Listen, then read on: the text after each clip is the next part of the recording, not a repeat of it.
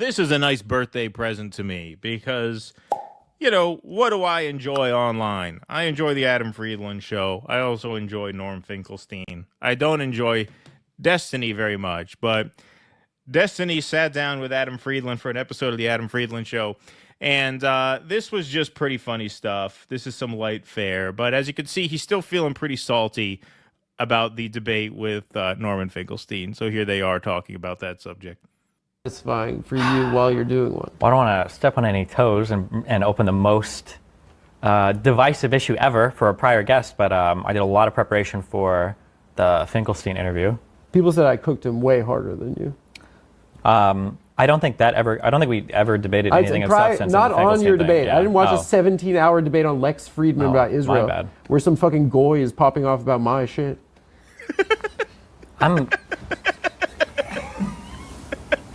No, I don't want to go into substantive review of that debate. Not, yeah. But I did think it was kind of funny. Mr. Benelli, when he was saying your last name wrong on purpose. Yeah, over and it's over. kind of alpha. It was hilarious. Mr. Benelli. Believe me, I'm a lot more literate than you, Mr. Borelli. I'm going to believe the guy that wrote you this read stuff. what Wikipedia said. That's great. I don't spend my nights on Wikipedia. I read books. I admit that as a signal. Waste of time. Yeah, I know books are a waste of time.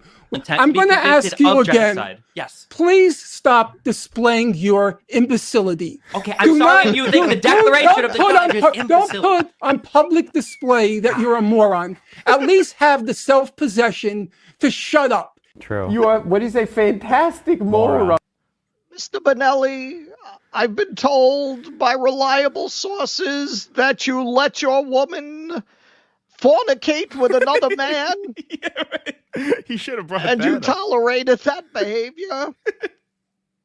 I don't see how this qualifies you to speak on the Palestine issue, except that very much like the Palestinian people, you're getting screwed. As a lifelong bachelor, far be it from me to judge, but it was seem to reflect on your character. That was such a legend. Dude, he kind of did cook your ass there a little bit, no? You should have like dapped him for that. You should have been like, that's bars. Should I? Yeah, why not? Okay. You agreed to talk to them, but why you held back? Because what? Because I think if you push somebody too much on like a core fundamental issue, then they don't want to talk to you. So you felt compelled to yell at Norman Finkelstein, who's passionate about the subject and studied it his whole life, but build a bridge with Ben Shapiro. Studied in big quotes there. But I shut up. I was super polite the whole time. He was the one that was making fun of me the whole time. In my mind, in my stupid, naive mind, this could be one of the coolest conversations ever on this topic, because Lex is a huge platform. Benny Morris is one of the most preeminent, has gone through the original archives more than ever. Wayne Rabbani, he knows a lot of stuff, and then you've got Palestinian scholar, and then you've got Norm Finkelstein, who's one of the most quoted Western, kind of pop historian types on Israel-Palestine. Yeah. And I'm there to add some flair. This will be really cool. But after the first 2 hours, I don't remember if Lex has this on tape or not, or if he cut it, but Benny and Lex are telling me, they're bro, you got to go way harder. This guy's clowning on you. And I'm really? Yeah. Well, it's because you were there that he clowned on you. Norm is an academic. Norm realized how out of place you were at the debate, which is why he decided really not to take the debate all that seriously. He decided to just dunk on you the whole time. And I do have to say, I watched that entire debate. And he says 2 hours. It was really more like 3.5. Norm was fairly reserved. He got a few digs in the early hours, but it wasn't until the 3.5 hour mark that he just kind of lost patience. And that's where most of those greatest hits come from. Okay. He just basically answered it himself. You have people like Destiny who, as Norm pointed out in his hilarious way, really don't know anything.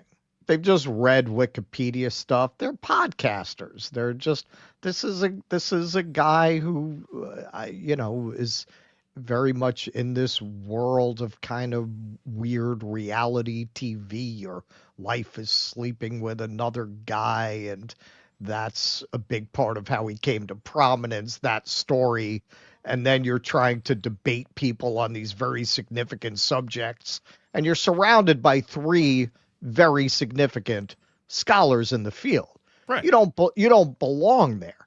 A guy like Norm, you could be there as an interviewer, right, but not as a person with a worthy opinion to be in that kind of a debate with these figures. Of course, a guy like Norm is going to react that way. I mean, Norm, look, I love him. Norm's a little bit of a snob to begin with. The first time that we interviewed him, no matter how many times we quoted his own book. Yes, well, if you had read it, and we'd be like, yeah, and on page, he just was hung up on that. You read 2 pages of my book. He just would not accept that we actually cared enough to read the book before we interviewed him. Yeah. So he's like that. He was nicer to us after that. That was the first meeting, but yeah, I mean, he's like that anyway. So I busted his balls a bit. I put up on the slideshow. All right, so here's one of the 3 pages I did read. And he laughed. He's a good sport. I mean, he's a good guy. He's not like a snob in a bad way, but he's an academic. He's an egghead. He's an intellectual. Right. And he definitely. And we are in Destiny's class. I'm not more of an intellectual than him. Sure. Destiny is basically me with shittier politics and a less faithful wife. I mean, that's basically who he is. Yeah, we're not trying. They split up now. I'm not sitting down and saying, let me go debate Norm Finkelstein. Right. I wouldn't debate people who are academic experts in a subject unless I was just obsessively into it. Anyway, just because I would feel like I'm not going to serve my cause well.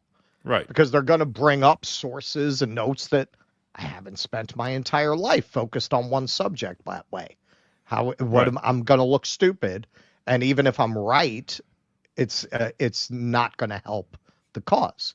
What kind of ego do you have to sit in a room with 3 guys like that and be surprised that you don't belong there? Right. Exactly. And you got to open up on this guy. But it's just like, so then I start going a little bit. So divorced from people dying in a war. But that was Norm's fault, though. No. This is very frustrating. Can I just explain? No. Hold on. Shut the fuck up. No. Actually, Listen. I'm not going to debate you on this. Here, roll the clip of Norm going on Brianna Joy Gray's show, and then Norm is like, "When I went there, I was just going to laugh at him the whole time." And that was his whole plan. I think that you're prioritizing the wrong. My priority is to have a good conversation. Brianna Joy Gray's show. I mean, can you not, in an empathetic sense, understand that we were people that got dispossessed, killed, told that no one wants us? And then we see the Palestinians be people that were dispossessed, no one wants them, and we connect that to our what we were told about our own history. And I think that it is. That might be people like that. It's not Norm Finkelstein, though. It is. His parents were in the fucking Holocaust. Yeah, but he's a fucking. He hasn't studied or read any of this shit. He doesn't know anything about what the fuck he's talking about. You're trying to give me this whole emotional spiel. It's a war where people are dying. He should have treated the conversation with the seriousness that demands. What was he doing? Bits? Yeah, the whole thing was a bit for Don him. Rickles? Yeah, the whole thing was a bit. There was a time where Muin Rabani, he was trying to talk, and Norm was like, whoa, and then Muin is literally trying to hold him back. He's like, let me do, and he's like, yeah, this is literally happening. One of the times we go on break, Finkelstein gets up, and I think I mentioned something. I say something to him like, it was something I was like, hey, why do you guys do this? And he looks at me, he's like, Mr. Bonnell. He said my name flawlessly when he thought the camera was off. I'm like, you motherfucker. He said my name flawlessly when he knew the cameras were off. And when he's on camera, Mr. Borelli, Mr. Benelli. Yeah, no, I mean, he made the decision to just dunk on him for fun. He didn't take Destiny seriously. That's what Destiny doesn't understand. It's like, you didn't deserve to be taken seriously.